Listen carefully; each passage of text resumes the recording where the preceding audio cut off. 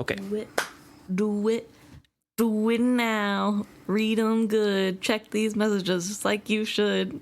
Facebook, email, Twitter, and Instagram. Ooh, no.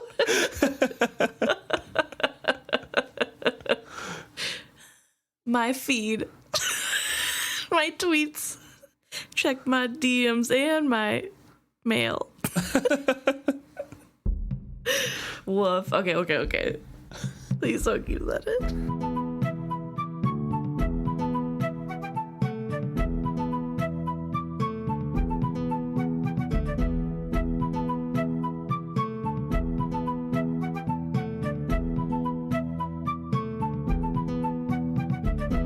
Welcome back to another episode of Is Fitz Happy? I'm Emma. And I'm Luke. And today we're going to be talking about the chapter Wolf Days, number 33. So this chapter starts off with a little excerpt about the exercise for centering oneself. Stop thinking of what you intend to do. Stop thinking of what you have just done. Then stop thinking that you have stopped thinking of those things. Then you will find the now, the time that stretches eternal and is really the only time there is. Then, in that place, you will finally have time to be yourself. This is a nice little exercise. Mm-hmm. Mindfulness. Yep, mindfulness. It's reminiscent of a few things. I've seen this repeated in different books, stories, movies, often. But it's a good little reminder of how wolves think, and we dive right into we as the wolf. Yeah, it's a good centering. I think it's really a great way to go from the horribleness that was last chapter's torture into this new now. Yeah, definitely. Time is weird, and there is nothing but now. We start this chapter with Fitz talking about how the only thing really needed by anyone is hunting, eating, and sleeping. The life of a wolf. We keep getting words and descriptions of what they're doing, but it's always we. You know, we ran alone, we the wolf, and we lacked for nothing. So they just lived in the now. They just hunted, slept, ran around, ate. And sometimes there's little memories of Fitz's life as human that peek through, and we shove that down the wolf and think of how dumb it is to think of life that way, basically. Yeah, specifically it says sometimes we remembered a different time in a different way. When we did, we wondered what had been so important about any of it. So it's really going through that beginning of the chapter. Forget anything of what you have just done. Just live in the now. Forget that you forgot about those things even. They never existed. Right. As one entity, they're trying to move past everything, and I'm sure Fitz, with his disassociation from his body and his past life, to let go and to go into and join Nighteyes. I'm sure it was just a willingness on both of their ends, just to let's just forget. Yeah, it's really interesting. I think that this chapter, it starts as a we, it kind of ends with a we, but there's a sense of pushing away humanness and becoming the animal. And in rereading it, I kind of felt like this is Nighteyes trying to take control. Oh, you think so? Yeah, I think a little bit to begin with is Fitz trying to get away from the horribleness that he just lived through. But I think it's also a lot of Nighteyes. And I don't necessarily think it's like a malicious thing that Nighteyes is doing. I think it's more the world of man is very confusing and frightening and has not really done anything good to my friend. So I just want to get us as far away from that as possible. And so it really feels more like a protection tactic of like, see, wasn't that so dumb when we used to live like that? Let's not do that again. Maybe. I feel like, personally, I think it's more hand in hand, but a lot of Fitz peeks through, and like he's trying to use it as an escape. Okay. and he's diving further down. I feel like thinking Nighteyes is taking the lead on this and really pushing both of them to live more as a wolf could be true, because Nighteyes has been mostly forced to live as a human or work around the human schedule with Fitz being at the castle all the time. And so now he has a chance to like, hey, let's just be the wolf side for a while. Right. So I could see that, but I also see like some of the passages throughout this chapter, even though it says we did this and we did this, it's all like, it feels like Fitz's desperation to just leave the past behind, but it's still kind of haunting him a little bit. Yeah. But he's just like, no, we're a wolf now. Yeah.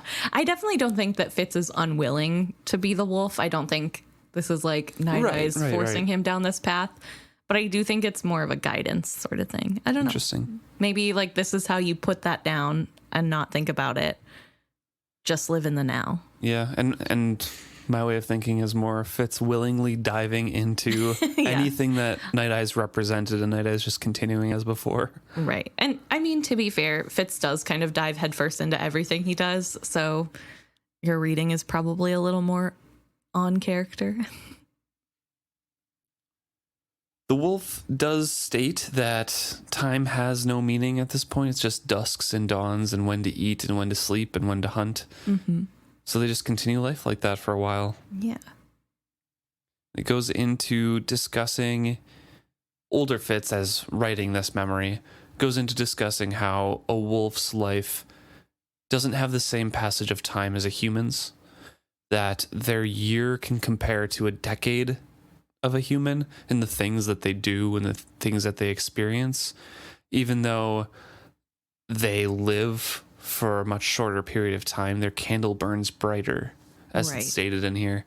Just soaking in every opportunity of life and living in the now lets them not worry so much about other things. Right. And so that's what this time period is for him. That there were nights and days and times we ate and times we slept. It's, I think, just really hammering in the point that there was a passage of time. Who knows how long? Presumably at least a week. I would think so. I feel like at the end of this chapter in the epilogue, it mentions like a rough time period, but I think he's just talking about from the dungeons till when he got back into his body. I think he said it was about a month or something like that. So we don't know exactly what each of the pieces were, but yeah, I would guess like probably around a week. I would probably say minimum a few days. Right, because the spoiler, Fitz's body is dead. Right. So they bury him, and presumably they couldn't wait too long. Yeah. Because then the body would actually die in some way that's different than your whole soul leaving the body. Unclear. We can talk more about that when we get there, but yeah, and we get to know how Fitz is called back. Yeah. So they hunt a doe, falls into the water, and they catch it, and they gorge themselves, sleep, gorge themselves, and they hear a calling. They hear someone say, "Come," to them. We pause. No, the meat is waiting. We trot on. "Come now, come to me. I've meat for you." We've meat already, and closer. Nighteyes, changer, heart of the pack summons you. We pause again, shake all over. This is not comfortable. And what is heart of the pack to us? He is not pack. He pushes us. There is meat closer. It is decided. We go to the pond's edge. Here, somewhere here. Ah, dig down to her through the snow. And Burrich is incessant. But Nighteyes and Changer, the wolf, together, they ignore Burrich for a while and eat again. I think this part specifically is where I started to think this is more Nighteyes. I think the shaking is Fitz's fear. And I think the what even is heart of pack to us? He only pushes, let's go, is the protective Nighteyes, like, you don't have to go through that anymore. He's nothing. Yeah, I can see that. And so they don't go to him. They eat the frozen meat of the deer, but Burrich isn't going away. He is just over and over saying, come, please, come soon, come now. You're needed. Please just come.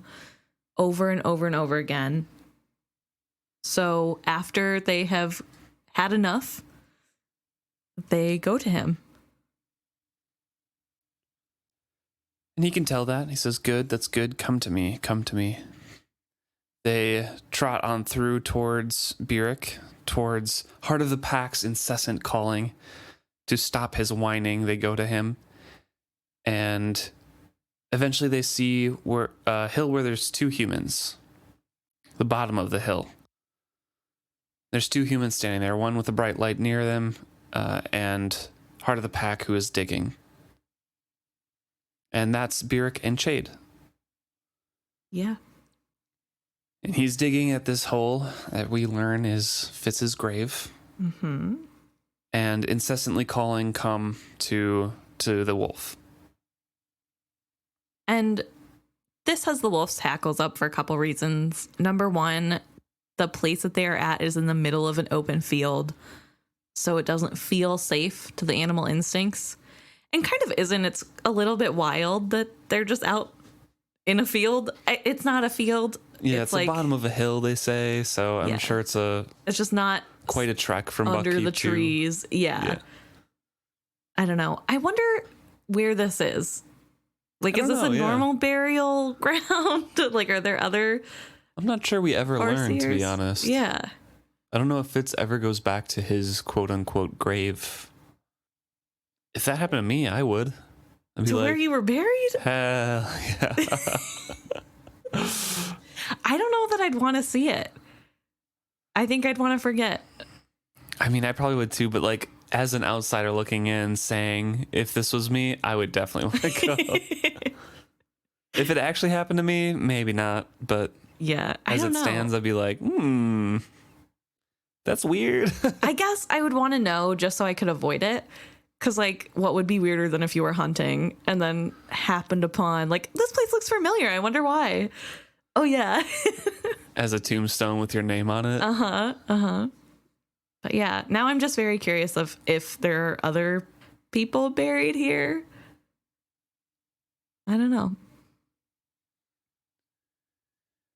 So the wolf sits down, watches him, and says in his head, what has this to do with us? We are full. We could go to sleep now. He looks up at us suddenly through the night. Wait, a moment longer, wait. He growls to the other, and that one holds the light to the hole. Heart of the Pack bends his back, and the other reaches to help him. They drag something from the hole. The smell of it sets our hackles ajar. We turn, we leap to run, we circle, we cannot leave. There is a fear here. There is a danger, a threat of pain, of loneliness, of endings.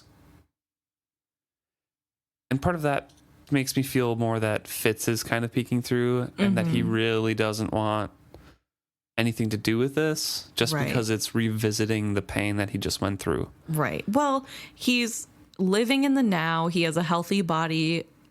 He is mostly warm and is eating his fill every day. And he has a friend. He has a one of these permanent friend. Of a threat of pain, of loneliness. Yeah. Of endings.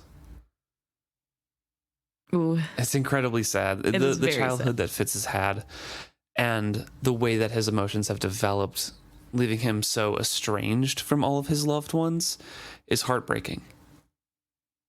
He hasn't had very many friends, but the ones that he has had, he doesn't really believe that they could ever return the same amount of love. Yeah, he doesn't like fully trust anyone. The one time he thought he was giving trust to Molly, she left him, which questionable, but probably how he sees it in his mind. It's self-fulfilling for him. Yeah, it's heartbreaking, but there it is. It peeks through the wolf. Yeah. And Burrich still incessantly is calling, come down to us, come down, come here, we need you now, it is time. This is not time. Time is always, is everywhere. You need us, but perhaps we do not want to be needed. We have meat and a warm place to sleep, and even more meat for another time. With a full belly and a warm den, what else is to be needed? Yet, we will go closer. We will snuff it.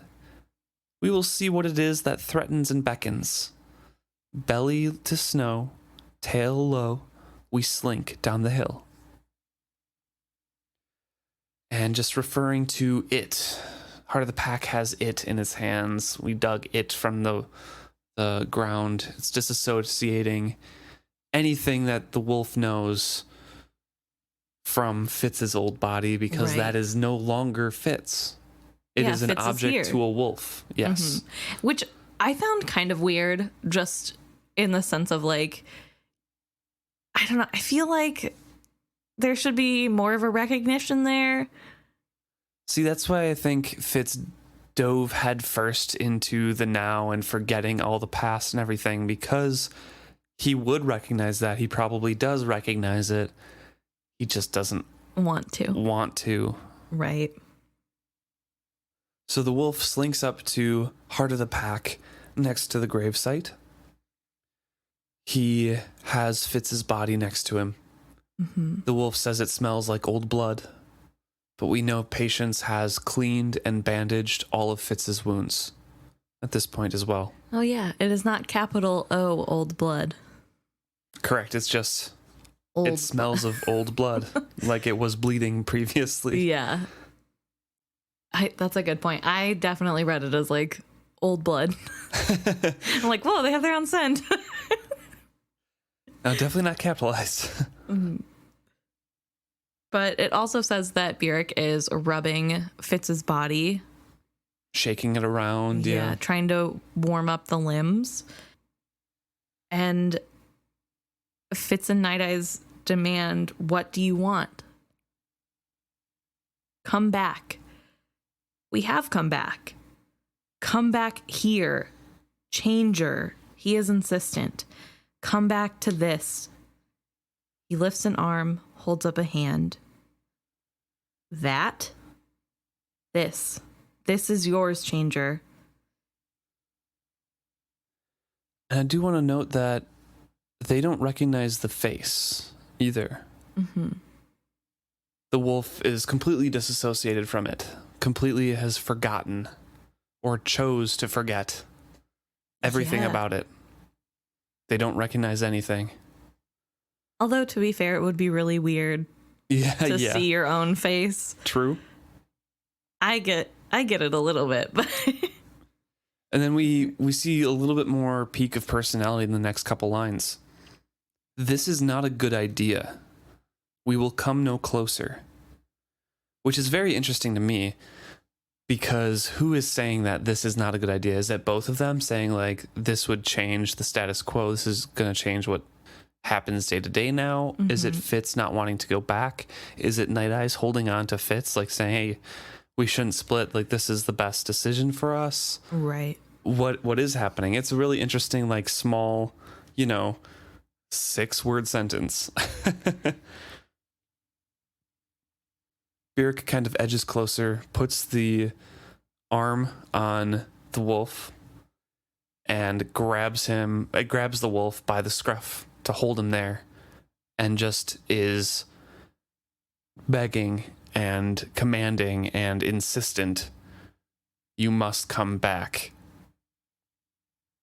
The wolf cowers down a little bit. They try to wheel and break away, and then instead of saying Changer, addressing Fitz, saying Changer, you must come back, please, we need you, he addresses Nighteyes. Let him go, Nighteyes. He is not yours. A hint of teeth in those words. His eyes stare at us too hard.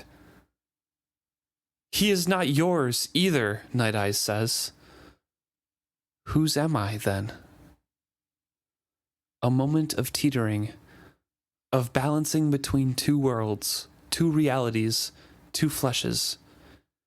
Then a wolf wheels and flees, tail tucked, over the snow, running away alone, fleeing from too much strangeness. Atop a hill he stops to point his nose at the sky and howl. Howl for the unfairness of it all. This is why I think it's kind of Nighteyes holding Fitz back. I think he can sense Fitz's fear. He knows what happened-ish to Fitz. And Nighteyes is just trying to protect him. And I think this moment of not fully focusing on Fitz staying with him and them getting away together is how Fitz is able to slip back. It probably also when Nighteyes doesn't argue that Fitz isn't his, but simply just says, well, he's not yours either. Like a petulant child. I think that probably also humanizes it a little. I don't know. It's very interesting. And then Fitz's remark, whose am I then?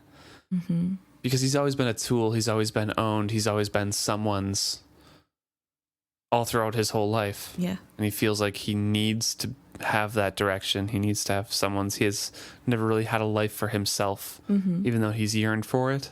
Yeah. This is still somebody else's decision for him. Mm-hmm. He didn't really choose. I mean, you can say he chose to go with Nighteyes, but that wasn't really his plan. Yeah. And it wasn't really his plan to go back. Yeah. It's kind of thrust upon him both times. It's a hard knock life for us. It's a hard knock life. I feel really bad for Nighteyes too in this instance. Like, this is a very strange thing to happen. Not that humans could make more sense of it, I think. Right. But especially the barrier of like how humans think to how wolves in this book think. They're literally digging up the past. Right, yeah. And like, okay, let's dwell on this a little bit more. That would be a hard concept. And I think Nighteyes really does just want what's best. But I agree, yeah. Unfortunately, he does not win this tug of war. Also, maybe, just a tinfoil theory here, maybe the proximity to the body helps bring Fitz back a little bit. Oh, I mean, I think they needed to be right next to each other. Right. I don't think they could have... Well, they did, from a distance, join as one. Right, yeah. I completely agree that Fitz hypothetically could have rejoined his body. Mm-hmm.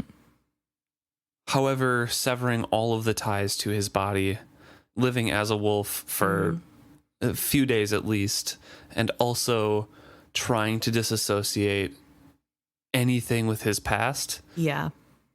Left him with no way back unless he was like confronted with it. True. That's fair. Yeah, but I think definitely having the body that close is the big draw. I mean, Burrich was forcing Fitz's hand to touch Nighteyes' fur. So Fitz doesn't really remember. He just kind of recalls it as a dream, like a hazy fever dream kind of thing. Chade and Burrich would not leave him alone after he did get back into his body. They continuously rubbed him all over, get the blood flowing through him, keep him warm, keep him awake, even though it hurt Fitz the whole time that was happening. And every time that Fitz tries to close his eyes because he was exhausted or maybe in pain or whatever, Burrich would seize me and shake me like a rag. Stay with me, Fitz, he kept saying. Stay with me. Stay with me. Come on, boy. You're not dead. You're not dead. Then suddenly he hugged me to him, his bearded face bristling against mine and his hot tears falling on my face. He rocked me back and forth, sitting in the snow at the edge of my grave. You're not dead, son. You're not dead. This makes me cry every time. It's incredibly touching. This is not the first time he's called Fitz son. No. But it is the second time it's under death circumstances. Right. Well, and also you can feel his relief. This part of it is literally one paragraph and you can just feel his relief. It's literally just him saying two things. Yeah. You feel relief in this? From Burrich? Yes. Yeah. 100%. I mean, like, you're not dead. Like, it worked. Wow. Okay. Because we learn later that Burrich gave this idea to Chade because he had heard stories from his grandmother that this was an evil thing that some girl who was witted could do. Right. But only for, like, you know, a day and then come back to her body or whatever. And they tried it with his beloved son, who he has trouble expressing feelings to. You know, he yelled at him the last meeting that he had and said, "You're worthless. I hope you die. Just die." Yeah. And didn't know if it would work at all. And all of a sudden, he's back in his own body. He can tell Fitz is alive. That's relief to me. Interesting. Okay. I don't read it as relief. I see this as desperation. Of like, if I say it enough, it'll be true. Like, he's so scared that he's really lost Fitz this time. It was very real. He had to see a dead body. I mean, he's literally holding a dead body at one point, and that's his son, the man that he loves as a son, and like you said, cannot express his feelings very well to him. And so in this, I read the heartbreak of, I didn't kill you. You're gonna make it. Everything's gonna be fine. And like, please let this be true. Please, what I'm saying, let this be true. You're not dead. You're here. So a little bit of both then. You're not dead. Yeah. So I mean, like, relief that he is truly not dead, I suppose, but more so the like desperation of, I'm just going to keep saying it and then it'll be true. And obviously it works out. We do have several more books to read of Fitz's, so we know it works. But I think in this moment, he's just so worried that it won't. Yeah. Or that I mean, every time Fitz closes his eyes, he's like, no, stay here. He's probably worried that Fitz is just going to either jump back to Nighteyes or really be gone this time. I mean, that's a typical thing also with injuries, head injuries or anything like that. And I'm sure Chade knows basic medical, or, you know, so you'd be like, hey, just keep him alive and with us to make sure that he can be healed and fully alive before we let him go. But also, like, on a real note, if you've basically died and come back to life, do normal head injury things pertain to you? They don't know. Weird. I don't know. But yeah, I definitely, this makes me cry because once again, Fitz is brought to the brink of death. And once again, it is the only time Burrich will acknowledge that you're my son and I love you like my son. So that's the end of the regular chapters for Royal Assassin. Yeah. We have one more episode with the epilogue and discussing the whole book. But man, what a finish. Right. I do want to note real quick that Chade and I think Burrich as well don't believe that Fitz actually died, or at least they tell Fitz that his body did not actually die, just went into such a deep sleep or coma or whatever that it was undetectable. Fitz thinks he actually died. And it's hard for me to tell one way or the other, but in here, it does say that they didn't care how much they were hurting me, Burrich and Chade. They just kept rubbing on my hands and feet, careless of the old bruises, the scabs on my arms. He was healing still. So I don't know if that happens if you actually die, or if they were right and his body didn't actually die because there wasn't, you know, a separation completely. Hear me out. Does that mean that Fitz's body was a forged one for like a couple days? I don't think so, because that was all of Fitz, and it was just like an empty husk. Forged ones have no humanity, but they can still reason, think, talk, act, walk around. You know, they can do all that sort of thing. Right. It's a different process, I think. So this would be something else entirely, because if his body was alive, it would literally just be like he was in a brain dead state, in a coma, on life support. Except no, because people who are on life support need the life support to like continue. That was the best analogy. I suppose. But yeah, I don't know. It's because we don't have a magical way to transplant our minds into an animal for a while. Yeah, I don't know. It just made me wonder because, I mean, he was pretty hurt. I don't know. Yeah, I don't really know where I fall on that, to be honest. I feel like it doesn't truly matter. No. Because to Fitz, he died, and to us, he died. His body might have still been alive, trying to level. take care of itself, but it didn't really matter. Because for all intents and purposes, he was dead. Yeah. Yeah. Poor Fitz. What a good book.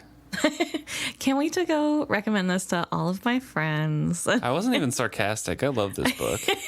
I feel like that's a weird place to non-sarcastically say, what a good book. Well, it makes us think about all these things. Yeah, I suppose. Makes us, speculate on what the magic does. Yeah. And what the consequences are. Mm-hmm. And also all the characters and stuff. It is a good book. It is a good book. Yeah, thank you for admitting it on our 60... what episode is it? 61? 62? No. We got her to admit it, everyone. All right, she we're done. likes this series. Pack her up. Over a year in and we're out. I don't know. I wish Fitz got treated better. Don't we all? Oh my gosh. Yeah. Then we wouldn't have such an interesting story, to be honest. So, well, maybe we could have. It would just been a way different story. Very different. Yeah. Imagine a regal like Fitz. Like, he actually gets love and attention from his father and he thinks he's the best of the best. I don't know if I could read that. If he was still framed as like the protagonist, that would be almost unbearable. Maybe it's like a rags to riches. No, that's not right. I don't know, like a change of heart narrative in this version where he gets treated nicely. The classic king falls to rags and learns how to be a good person kind of thing. He actually gets given this book and sees what would have happened to him. There you go. He's like, "Ooh, don't want to do that." There you go. This chapter is very short, but also, like, this is, I think, them living together is part of the reason why their bond is so unique later as well. Mm-hmm. I've read a theory on when Nighteyes dies and Fitz hears Nighteyes in his head, how that's not actually like what Black Rolf is kind of saying when like, oh, they're always part of you and you can always kind of feel that it's more than other witted people feel. And I could think that would be definitely true or possible, just because there's a whole plot point in here with the mingling of spirits, the mingling of like essences, where the fool and Fitz, when Fitz heals the fool or brings him back to life, mingle their whole bodies together and like switch bodies briefly. How they mingle their spirits and they both father be later on. That kind of happened here, where when Fitz was in with Nighteyes, they bring part of Nighteyes' soul back to his body or whatever, and that's why B can also hear Nighteyes sometimes later on in the series. Right. There's just like that connection through all of them. Like Nighteyes is like a common theme running through Fitz, through the Fool, because the Fool or the Nighteyes is part of Fitz, and then ultimately to B. Interesting. Because that always weirded me out in the last trilogy, how Nighteyes was just like actively commenting on things and planning out and helping B with his knowledge of Fitz's life. Yeah, that freaked me out. That made me really question a lot of things, honestly. But I guess, I don't know. I think it also it comes back to like the skill river, how people are still there. Yeah. Like Fitz can still talk to Verity, like he does in both of the other series, at least one of them. Something. Yeah, I don't think it's both. In the middle one, I think he just feels a fatherly presence from like a great thing, but it's bigger than any human presence in the Still River he's ever felt before. I don't know. Maybe. Or motherly, sorry, not fatherly. Maybe his world is an egg, and every single person is Saw. Yeah. And they're all connected as one. The multi-faced god. Praise be Saw. Well, thank you so much for joining us. If you have anything to say to us about this chapter or about how Nighteyes keeps popping up and we love it, but are weirded out a little bit by it in the last trilogy, let us know. Email us your thoughts, isfitzhappy@gmail.com, or you can talk to us directly on all of our social medias, Twitter, Facebook, Instagram. We are all of those at /isfitzhappy. And last but not least, if you have anything to ask us about this whole trilogy that we've read through so far, or about this book in particular, please let us know. Send us your questions, your thoughts, the topics that we missed and you want us to cover or comment on. We'll be doing our epilogue and book wrap-up episode right after this one, so please submit those as soon as possible.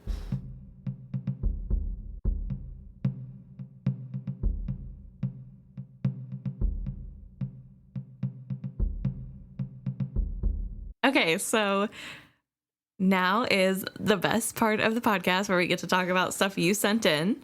Or she doesn't have to respond to me. Exactly, my favorite part. I still have to talk to you, though, so. Have to. We are going to start off something with an email. Yes. This one's titled, Emma Was Right. Yes, because honestly, I'm always right.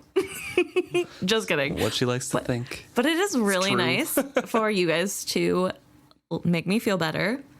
And correct us. Again, I do want to say, like, please send in corrections if we are saying things that are wrong. Yes. Or if we're debating it between each other and one of us is wrong, please let us know. We do want to get the correct info out there. Yes. So we're as accurate as possible and can keep that in mind for future discussions in case that pops up again. Yeah. So we always appreciate writing in to let us know if something is wrong or right. Yes. Although the right ones are much more fun to get. And this one in particular was about episode 60 when we were talking about Withy Woods and who owned Withy Woods and where August was and if Patience owned it or if her family or whatever. And I thought that she did not own that. Mm-hmm. Her family did not own that. It was from an interduchy, which was backed up in the text that they came from an interduchy, but I guess I don't know where Withy Woods is then. I don't know. I think we tried to look it up on the map and it's not labeled. Yeah, something. But Keith emailed us and said that I was right. That Emma was right. In Fool's Fate, when Fitz learns that Molly is to be given Withy Woods, he reasons that Patience did the math and realized that Nettle was his daughter and gave Patience's grandfather's estates to Nettle as an inheritance. So basically, in Fool's Fate, Patience gives her grandfather's estates to Nettle as an inheritance, knowing that it was Fitz's kid. But then that really brings up more questions. So we have in the text that yes, that was Patience's grandfather's estates. Mm-hmm. It was in her family. Good. Was her grandfather in Withy Woods and her parents interduchies and they were different? What was August doing there for the 10 years he was there? What was going on with Withy Woods? I have a couple of thoughts. One, Patience is a pretty nice woman. I'm sure if she saw August, who is not fully capable of living his own life anymore, it seems. I think she would willingly give up her home to her husband's family, cousin or whatever it was, and let him live there and live out his days comfortably in a place that is far removed from anything that would traumatize him further. So I could see her just doing it out of the kindness of her heart. Then the other thing, maybe because she was married to royalty, it's technically owned by the royals now, so they can do whatever they want with it. I don't know. I don't know how royalty works, especially not in this book because it's not ever explored. Right. But thank you for reaching out and telling us that it was in her family. Right, yeah. I was under the assumption that it was royal grounds and then given to chivalry as a retirement home, basically. Nah, baby. All patience. It always comes back to patience. She's the mastermind behind everything. Mm-hmm. Clearly, she has orchestrated everything. Yeah, so thank you so much, Keith, for reaching out, for correcting, Keith, and for the kind words. It's always nice to hear from everybody like that. And then we have a second email, which is very important to this episode as well, actually. Yes. We got it for last episode. But this one is specifically about Fitz referring to his body as it. Yeah. So our listener, Nathan, was talking about how it reminded them of how some people who have permanently damaged part of their body or need to have amputations refer to the part of their body in a similar sort of way. They do know not every single person thinks this way, but some do. They also brought up that they've heard similar things from people who suffer from body dysmorphia. Just trying to, the brain's way of disconnecting that from their actual body, or themselves, as a way to, protect itself, basically. Right. And I think that's such an interesting point. It's not something I would have thought of. And so it's really cool when readers bring us ideas that I wouldn't have thought of on my own. Yeah. And then they related that in the book, it's a more literal way of interpreting this. Yeah. Of just Fitz has to protect himself from saying, I'm leaving my body because it's dying. And it is mine, so am I dead kind of thing. Yeah. It's more like, it's gone, the pain's gone, I'm still here, but that's an it now. Yeah. Yeah, so it's definitely interesting. I think it's a cool way to look at it. I think it opens the door and brings a deeper look into potentially what's going on in Fitz's head. And I can definitely agree with that, too. I definitely think it's a protection, or at least, I keep using this word with Fitz, but escapism, or a way to escape for him, because he does often want to do that and ignore things. Yeah. So in this case, it's probably a good thing, but he uses that as a way to just say, it's over and done with. Don't need to think about that part of my life anymore. He just lives his way of letting go and living in the now as well. Yeah. Also, they bring up the fact that Robin Hobb has aphantasia, which is the inability to voluntarily make visual images in your mind. And was wondering what we thought on the effects that might have had on the writing, and brings up that unlike most fantasy books, this book is more about people and feelings rather than descriptions. And I think that is pretty awesome. Yeah. That's a cool thing to relate it back to, that potentially it is from this. I personally do not have aphantasia. I can willingly rotate a duck in my mind right now for free. Quit bragging. Come on. But it is very interesting thought if that has affected her writing style. And I'm kind of curious, and I want to look up now if she's answered any questions on that. Yeah. If she's remarked on if that has affected her, because it does focus a lot on emotions and characters and feelings and what Fitz is thinking. But I don't know if that's because of aphantasia or if it's because of the first person viewpoint that we get. Right. Because there are some descriptions, clothes, what Buckkeep is looking like. We get descriptions of the Buckkeep town and, where Buckkeep sits, but it's not as much as other series from what I can recall. A lot of descriptions of the day and things like that, something that she could have experienced. Yeah. But to visually describe everything, there's enough to get by, but there's not a ton of detail. Right. Definitely, I think part of the versatility of these series in general is that there's just enough detail.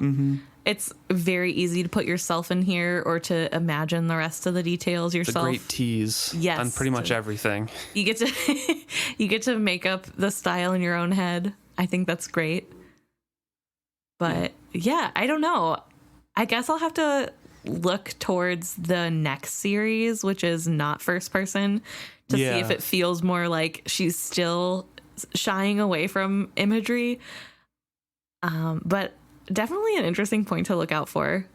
It's really hard for me to kind of think about it, because in my head, I always think that if it has less detail than Wheel of Time, it's probably fine, because Wheel of Time goes overboard, and that's another one of my favorite series that I've reread multiple times. I thought you were going to say Lord of the Rings, but... Lord of the Rings is fantastic as well, but it doesn't hold a candle to the descriptions that Robert Jordan gives. Okay. It's just so... It's so much, which I love because it's easy to read and you can really picture everything. But it's pretty opposite to what this is. So I never really like compared them like, oh yeah, this is just hardly any, because I'm so used to so much. I'm like, right, this is probably normal. It will be interesting to see if Live Ship or Rain Wild. I guess I am like a little overboard on imagination, so whenever I read books, I kind of get sucked in. I feel like I'm standing on the middle of a movie set with things happening around me, like that's going on in my head while I read. So I don't know. You read really fast, Emma. Yeah. Do you ever skim past details and fill them in yourselves? And if you reread, you're like, oh, this is what it's supposed to be? I don't know, because I don't typically reread. Right. I guess that's fair. That's fair. So whatever image I have is the only one. No, I don't think so. Because we've been rereading this book and nothing has really stood out, and I've been going slow, so nothing has really stood out. I think I'm pretty good at just reading fast. Nice. Although there was a study done. Turns out fast readers do not retain as much as slow readers, so checkmate to everybody else, I guess. But yeah, no, I thought this was a really fun point, so thank you so much, Nathan, for bringing those up.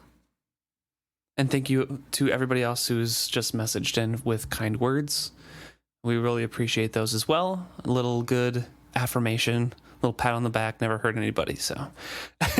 Yeah, no, we do like hearing we're doing a good job. But like Luke said earlier, we also appreciate when you guys call us out or, you know, let us know that you don't like something or we've done something wrong.